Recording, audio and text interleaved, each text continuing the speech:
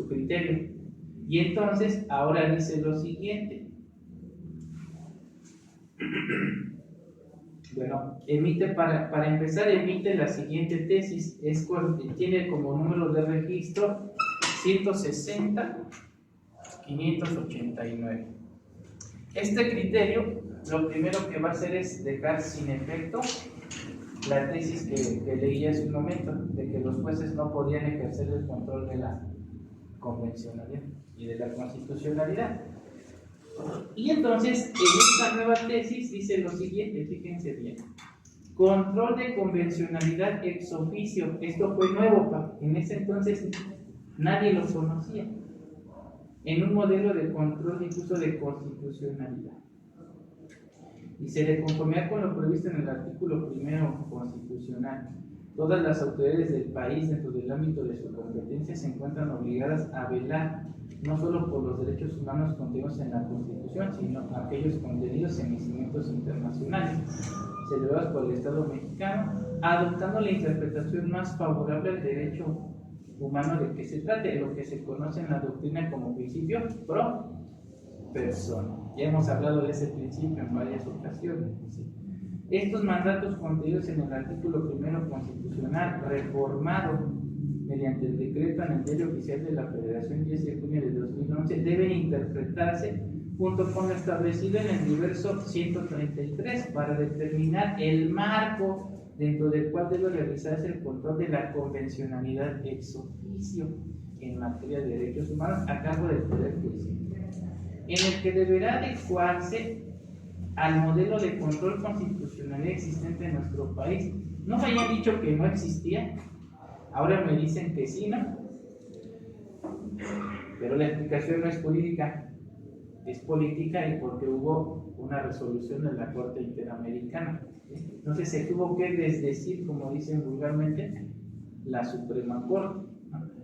Dice, es en la función jurisdiccional como está indicado en la última parte del 133 en relación con el artículo 1 constitucional, en donde los jueces están obligados a preferir a los derechos contenidos en la Constitución y en los tratados internacionales, aun a pesar de las disposiciones en contrario que se encuentran en cualquier norma inferior.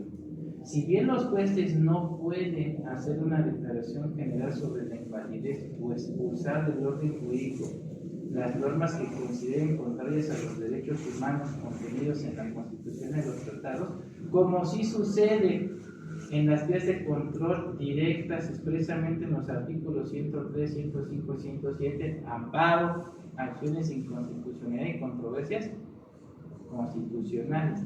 Sí están obligados a dejar de aplicar las normas inferiores, dando preferencia a las contenidas en la Constitución y en los tratados internacionales de la materia. ¿Qué vale?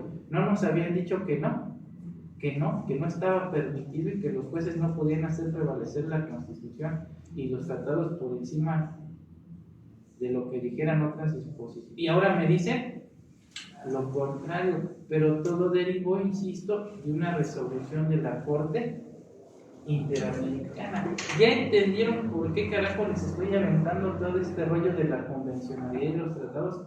Porque vino un cambio radical al grado que la Corte se tuvo que desdecir, ¿no? Y decirnos que siempre sí, que era errado, ¿no? Que el 133 no permitiera el control difuso, solo que no les permitieron a los jueces ejercerlo al 100%, sino únicamente mediante la inaplicación. Entonces ahora entienden por qué el juez cívico tendría la obligación de hacer ese control de la convencionalidad en forma ex oficio. Ahora, si no lo hace ex oficio, nada me impide que yo lo solicite, ¿sí? Y el que yo lo solicite y no esté de acuerdo el juez conmigo no implica que ya no pueda promover el juicio de amparo, porque como lo vimos en el criterio que les leí hace unos minutos, queda vivo, ¿no? Mi derecho a acudir al juicio de amparo. A ver otra vez entonces, ya les volví a explicar. Andreas, ¿qué es el control difuso de la Constitución?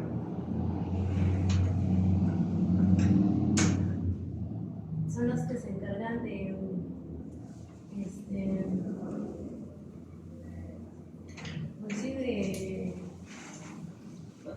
pues de controlar lo que son las reglas en alguna ley.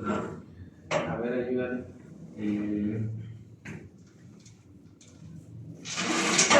Encargados de... Lo dice el 133, lo leyeron. ¿Qué les dice el 133? Todos los órganos, funciones jurisdiccionales. Tendrán que hacer prevalecer la Constitución Federal y los tratados por encima de lo que establezcan otras disposiciones, aunque vayan en contra de la Constitución. O sea, yo no puedo decir, no, es que mi ley y mi reglamento me permiten que se defienda por sí mismo.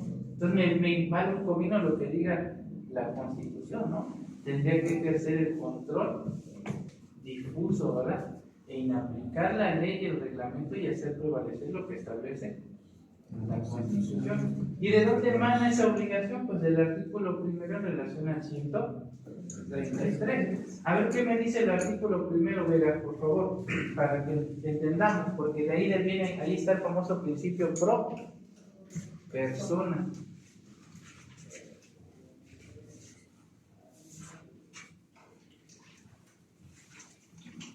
Artículo primero.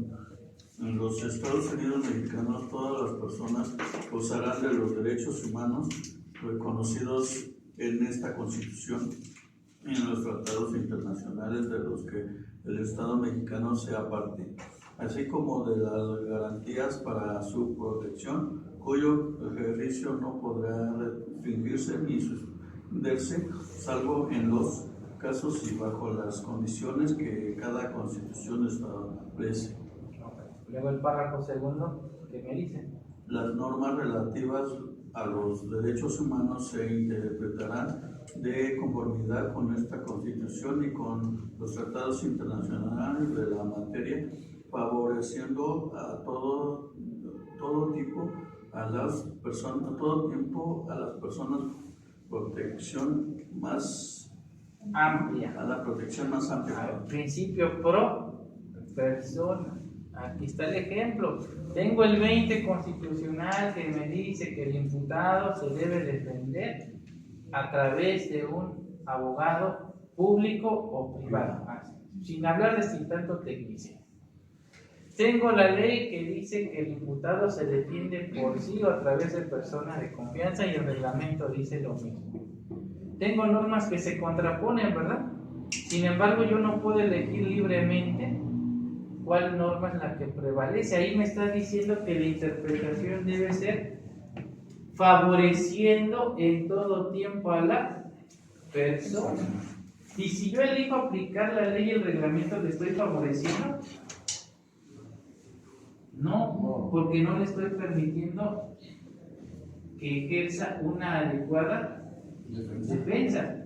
Para que tenga una adecuada defensa debe estar asistido por un experto en derecho, alguien que me acredite su calidad de ¿qué? Abogado. De licenciado en derecho y que sepa qué es el principio de legalidad, ¿no? Exacta aplicación, o sea, que ejerza una adecuada defensa, porque a lo mejor la conducta que me están atribuyendo ni siquiera es constitutiva de infracción. Entonces yo no tengo los conocimientos de una persona docta en el derecho, ¿verdad? Por eso el 20 refiere que debe ser un experto, ¿no? Y si hago prevalecer lo que dice la ley, entonces ¿cómo ejerce su adecuada defensa si se va a defender por sí? Cuando su nivel de instrucción es la primaria o secundaria. No tiene el nivel académico para poderse defender, ¿no? El conocimiento, digo, porque también hay personas que no estudiaron una licenciatura, pero han leído la Constitución y la entienden. Puede ser también, ¿no? No tienen conocimiento como para entender cuándo estamos en presencia o no de una infracción, mucho menos cuáles son sus derechos.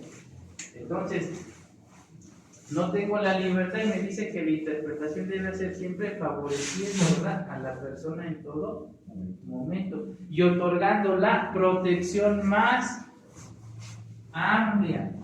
¿Cómo le otorgo la protección más amplia? ¿Permitiendo que se defienda por sí o permitiéndole nombrar un abogado?